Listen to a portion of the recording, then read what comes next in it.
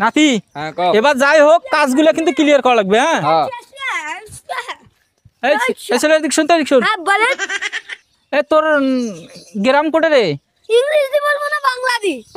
আরে গ্রামের আবার ইংলিশ বাংলা আছে নাকি রে? ইংলিশ দি বলবো না বাংলা দি বলবো? নামের আবার ইংলিশ বাংলা আছে। তোর নামটা কি? আপনি বলাই দেখেন ইংলিশ দি বলবো না বাংলা দি? আচ্ছা তুই ইংলিশ দিয়ে ক। ফাদার্স। আরে কি রে, না ইংলিশ তো ভালোই জানে না। আচ্ছা এই ফাদার্স মানে ফির কি রে? নামের আবার ফির ফাদার্স হয় নাকি? ফাদার্স মানে আব্বাস, বুঝলেন না? ফাদার মানে আব্বা, আর এস মানে আব্বাস। ফাদার্স। এই ভালো মনে হয় আমরা শিক্ষিত নয়। আরে তোর বাপের নাম কি? ইংলিশ দি বলবো না বাংলা দি? এই শালা কে রে?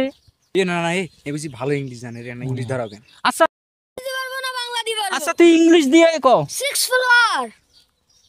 6 ফ্লোর আবার ফির কেমন নাম রে এটা? বাপের নাম ফির 6 ফ্লোর? 6 ফ্লোর কোনদিন বাপের নাম হয়? আপনি বুঝলেন না? 6 মানে 6, ফ্লোর মানে ফুল, 6 ফুল। তো ভালো ইংলিশ জানে না, এখানে ইংলিশ ধরাও শিক্ষিত চ্যাংড়া না। আচ্ছা ঠিক আছে, তোর মায়ের নাম? ইংলিশ দি বলবো না বাংলা দি?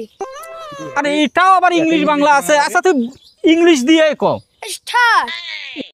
এই মায়ের নাম স্টার। স্টার কোনদিন মায়ের নাম হয়? আরে বুঝলেন না? স্টার মানে তারা, ইংরেজিতে স্টার, বাংলায় তারা। মোসাম্মদ তারা বেগম। জানা ভালো শিক্ষিত মনে হয়।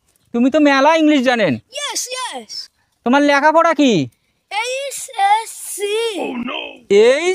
HSC মানে কি? H মানে হেয়ার। S S মানে শর্ট। তারপর হলো C মানে কাটিং। এর মানে কি রে? এটার মানে কি রে? এটা মানে কি রে? এটা মনে হয় অনেক শিক্ষিত নয়। ভাই শোনেন। আচ্ছা ওই একটা ছেলে খেলায় গেল, ইয়া কুচ করন তোর লেখাপড়া কি? তুই কেমন HSC অর্থাৎ ওইখান ভাঙ্গিও দিলে কোনো কি এর মানে কি কইলো? এইচ মানে হেয়ার, এস মানে শর্ট, সি মানে কাটিং। এর অর্থটা কি? তোরা কি কোন পাগল ছাগলে তোর ইংলিশ তোমাকে শিখে গেছে? হেয়ার মানে কাটিং, শর্ট কাটিং। এর অর্থটা কি বুঝাইলো?